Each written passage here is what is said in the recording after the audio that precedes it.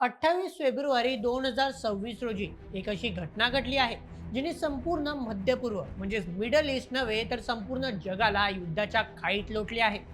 Israel आणि अमेरिकेने एकत्र येत इराणवर एक अतिशय मोठा आणि अनअपेक्षित प्रतिबंधात्मक हल्ला केला आहे. तेहरान शहरात आज सकाळी अनेक मोठे स्फोट ऐकू आले आणि आकाशात धुरांचे लोट पाहायला मिळाले. ही बातमी ऐकल्यानंतर प्रत्येकाच्या मनात अनेक प्रश्न निर्माण झाले आहेत. हा हल्ला अचानक का झाला, याची सुरुवात नेमकी कुठून आणि कशी झाली, हे युद्ध आता किती काळ चालेल आणि सर्वात मोठा व भयानक प्रश्न म्हणजे ही अधिकृतपणे तिसऱ्या महायुद्धाची म्हणजेच वर्ल्ड वॉर 3 ची सुरुवात आहे का? चला तर मग या संपूर्ण प्रकरणाचा अतिशय सोप्या भाषेत आणि सविस्तर पद्धतीने आढावा घेऊया आजच्या व्हिडिओमध्ये.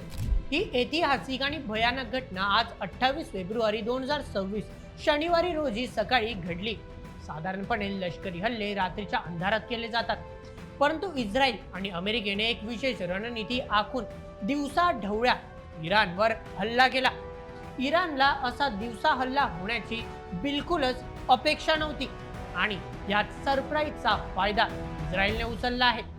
इस्रायल आणि अमेरिकेच्या लढाऊ विमानांनी आणि क्षेपणास्त्रांनी इराणची राजधानी तेहरान आणि इतर महत्त्वाच्या लष्करी तळांवर एका मागोमाग एक जोरदार हल्ले केले. इराणमधील सर्वोच्च नेते आयातुल्ला अली खामेनी यांच्या कार्यालयाजवळ क्षेपणास्त्रे कोसळल्याचे वृत्त आहे.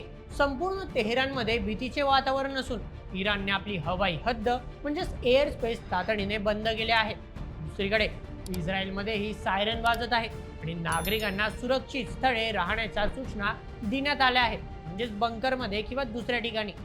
हे युद्ध एका रात्रीत सुरू झालेलं नाही, तर यामागे अनेक वर्षांचा तणाव आहे. इस्रायल आणि इराण एकमेकांचे कट्टर शत्रू आहेत, हे संपूर्ण जगाला माहीत आहे. पण या ताज्या युद्धाची खरी ठिणगी काही महिन्यांपूर्वी म्हणजेच जून 2025 ते 2026 मध्ये पडली होती. त्यावेळी इस्रायल आणि इराणमध्ये सलग 12 दिवस एक भीषण हवाई युद्ध झाले होते. या युद्धानंतर अमेरिका आणि इराणमध्ये फेब्रुवारी महिन्यात काही वाटाघाटी म्हणजेच नेगोशिएशन सुरू झाल्या. इराणचा वाढता अणु कार्यक्रम म्हणजेच न्यूक्लिअर प्रोग्राम थांबवावा हा या चर्चेचा मुख्य उद्देश होता. पण इराणने आपल्या अणु प्रकल्पांना नष्ट करण्यास स्पष्ट नकार दिला. त्यांनी सांगितले की ते निर्बंध हटवण्यावर चर्चा करतील, पण क्षेपणास्त्र कार्यक्रमावर कोणतीही तडजोड करणार नाही. जेव्हा ही चर्चा निष्फळ ठरली तेव्हाच इस्रायल आणि अमेरिकेने ठरवले की आता शब्दांनी नाही तर शस्त्रांनीच उत्तर द्यावे लागणार. इस्रायल आणि अमेरिकेला सर्वात मोठी भीती हीच होती की इराण लवकरच अणुबॉम्ब म्हणजेच न्यूक्लिअर बॉम्ब बनवू शकतो. इराणच्या हाती अण्वस्त्रे लागली तर ते इस्रायलचे असतील अशी इस्रायलची ठाम समजूत आहे. म्हणूनच इस्रायलचे संरक्षण मंत्री इस्रायल काटक्स यांनी या हल्ल्याचा प्रिव्हेंटेटिव्ह किंवा प्रिमेटिव्ह अटॅक म्हणजेच प्रतिबंधात्मक हल्ला म्हटले आहे.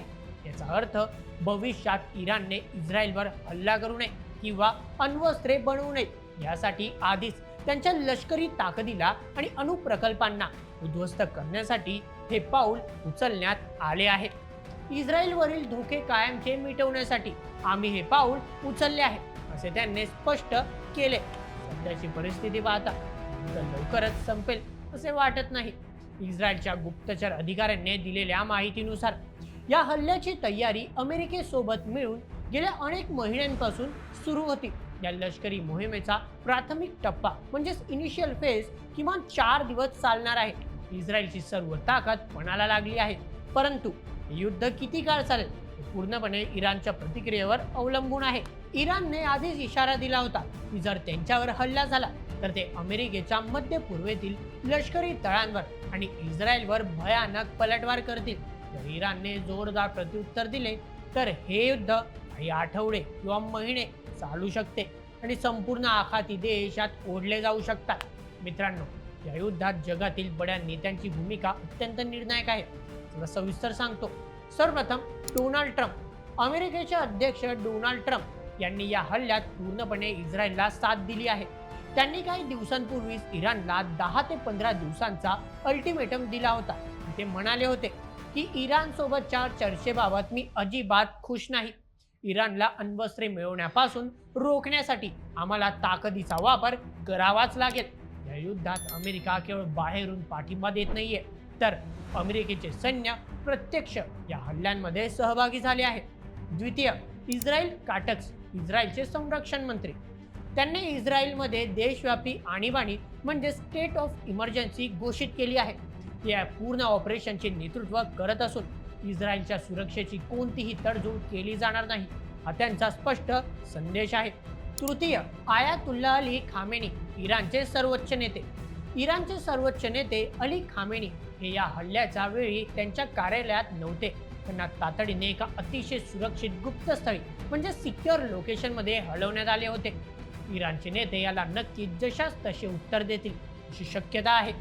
सध्या संपूर्ण जगात भीतीचे वातावरण आहे आणि सोशल मीडियावर वर्ल्ड वॉर 3 ट्रेंड होत आहे. पण नाही, अधिकृतपणे याला अजून तिसरे महायुद्ध घोषित करण्यात आलेले नाही. तरीही परिस्थिती अत्यंत गंभीर आहे. सध्या हे युद्ध अमेरिका आणि इस्रायल विरुद्ध इराण असे आहे. पण इराणला रशिया आणि चीनचा छुपा किंवा उघड पाठिंबा मिळू शकतो. जर इराणच्या बचावासाठी रशियाने मैदानात उडी घेतली आणि सिरिया, लेबनान किंवा येमेन यांनी इस्रायलवर चहूबाजूने हल्ले सुरू केले, जगाचे दोन मोठे गट पडतील. एकीकडे अमेरिका, इस्रायल आणि युरोपीय देश, दुसरीकडे इराण, रशिया, चीन त्यांचे मित्र देश. जर असे झाले तर मात्र हे युद्ध नक्कीच तिसऱ्या महायुद्धात रूपांतरित होईल. सध्या तरी जग एका मोठ्या युद्धाच्या उंबरठ्यावर उभे आहे. तर मित्रांनो, ही होती 28 फेब्रुवारी 2026च्या सकाळची सर्वात मोठी आणि जगाचा भूलोक बदलून टाकण्याची ताकद असलेली घटना. इस्रायल आणि अमेरिकेने उचललेले हे पाऊल जागतिक राजकारणात एक मोठा भूकंप घेऊन आले आहे. याचा थेट परिणाम केवळ त्या देशांवरच नाही तर संपूर्ण जगावर होणार आहे. पेट्रोल डिझेलचे भाव गगनाला भिडू शकतात, जागतिक शेअर बाजार कोसळू शकतो आणि आर्थिक मंदी येऊ शकते. मित्रांनो, इराण आता काय करणार? शांत बसणार की इस्रायलवर क्षेपणास्त्रांचा पाऊस पाडणार? रशिया, चीन यावर काय भूमिका घेणार आणि याच्यात भारताचा काय रोल असणार? येत्या काही तासात आणि दिवसात स्पष्ट होईलच. संपूर्ण जगाचे लक्ष आता मध्य पूर्वेकडे लागले आहे. परिस्थिती अत्यंत थरारक आणि तितकीच चिंताजनक आहे. या संपूर्ण युद्धावर तुमचे काय मत मला कमेंटमध्ये नक्की सांगा आणि अशाच व्हिडिओसाठी सबस्क्राईब करा बोल MH आपल्या यूट्यूब चॅनलला. धन्यवाद.